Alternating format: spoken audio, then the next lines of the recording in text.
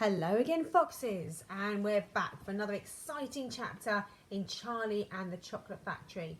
This time it's chapter 19, The Inventing Room, Everlasting Gobstoppers and Hair Toffee. When Mr. Wonka shouted, "Stop the boat!" the Oompa Loompas jammed their oars into the river and backwatered furiously. The boat stopped. The Oompa Loompas guided the boat alongside the red door. On the door it said, "Inventing Room, Private, Keep Out." Mr. Wonka took a key from his pocket, leaned over the side of the boat and put the key in the keyhole. "This is the most important room in the entire factory," he said. "All my most secret new inventions are cooking and simmering in here. Old Fickelgruber would give his front teeth to be allowed inside for just 3 minutes. So would Prodnose and Slugworth and all the other rotten chocolate makers. But now, listen to me. I want no messing about when you go in. No touching, no meddling, and no tasting. Is that agreed?" "Yes, yes," the children cried. "We won't touch a thing." "Up to now," Mr. Wonka said, "nobody else, not even an Oompa Loompa, has ever been allowed in here." He opened the door and stepped out of the boat into the room, before children and their parents all scrambled after him. "Don't touch!" shouted Mr. Wonka, "and don't knock anything over." Charlie Bucket stared around the gigantic room in which he now found himself. The place was like a witch's kitchen. All about him, black metal pots were boiling and bubbling on huge stoves, and kettles were hissing and pans were sizzling and spluttering, and there were pipes running all over the ceilings and the walls, and the whole place was filled with smoke and steam and delicious, rich smells. Mr. Wonka himself had suddenly become even more excited than usual, and anyone could see that this was the room he loved best of all. He was hopping about amongst the saucepans and the machines like a child around his Christmas presents, not knowing which to look at first. He lifted the lid from a huge pot and took a sniff.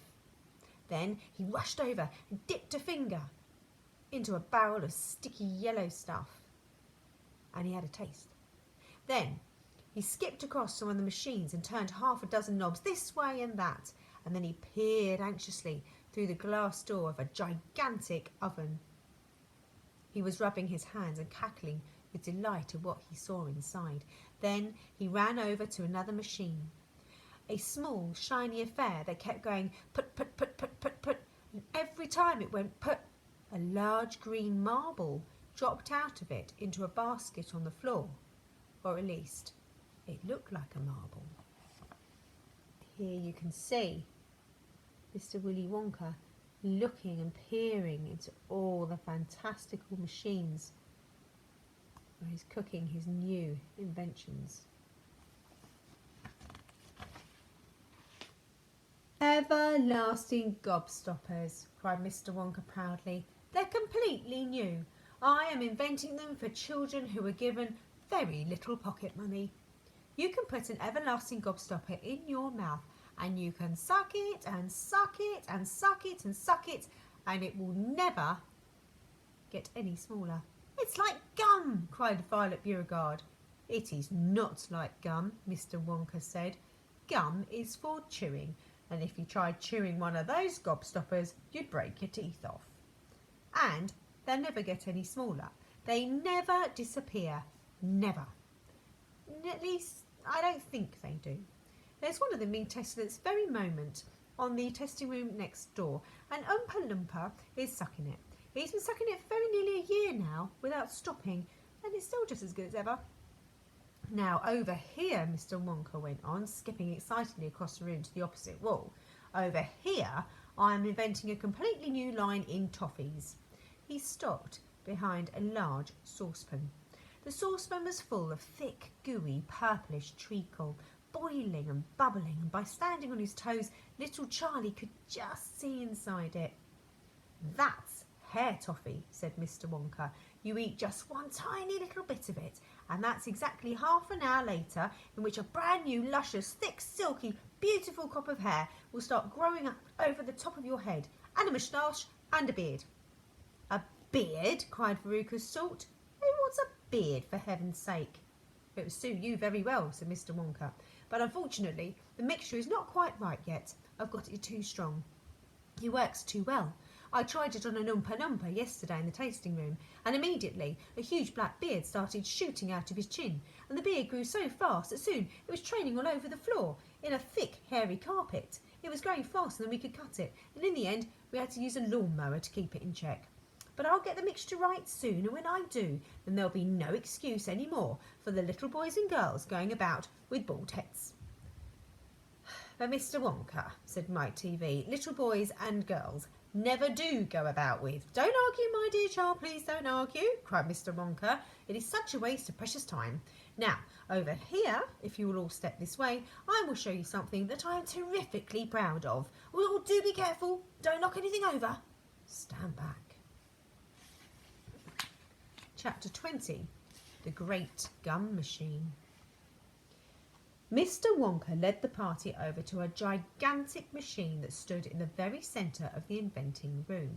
It was a mountain of gleaming metal that towered high above the children and their parents. Out of the very top of it, there sprouted hundreds and hundreds of thin glass tubes, and the glass tubes all curled downwards and came together in a bunch and hung suspended over an enormous round tub that was as big as a bath.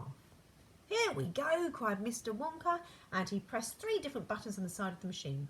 A second later, a mighty rumbling sound came from inside it, and the whole machine began to shake most frighteningly, and steam began hissing out of it all over. And then suddenly the watchers noticed that runny stuff was pouring down the insides of all the hundreds of little glass tubes and squirting out into the great tub below.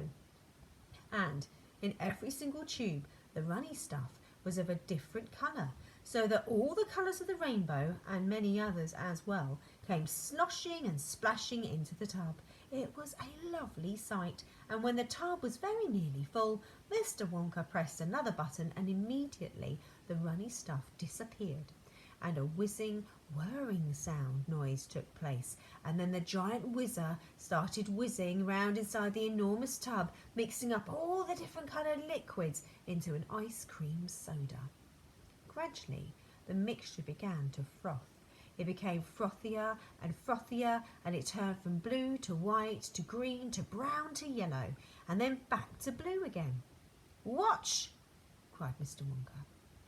Click went the machine, and the whizzer stopped whizzing, and now there came a sort of sucking noise, and very quickly all the blue frothy mixture in the huge basin was sucked back into the stomach of the machine. There was a moment of silence. Then a few queer rumblings were heard.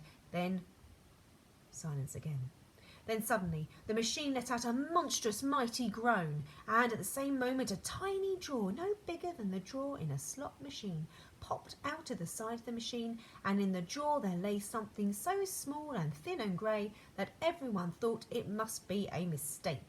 The thing looked like a little strip of grey cardboard. The children and their parents stared into the little grey strip lying in the drawer. You mean that's all? Cried Mike TV, disgusted.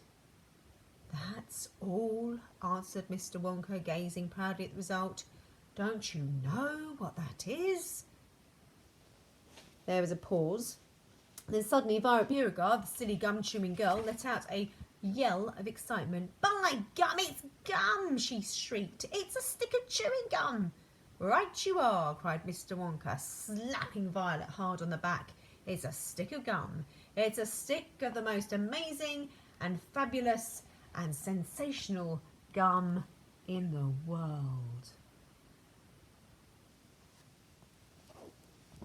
Chapter 1. Goodbye, Violet. We will have to read tomorrow. Have a fantastic day, Foxes. Miss Kaur is teaching today, so I'm going to be going to tell you a little bit about what you're going to be doing today. and you can look at that on Dojo. I shall see you soon. Bye.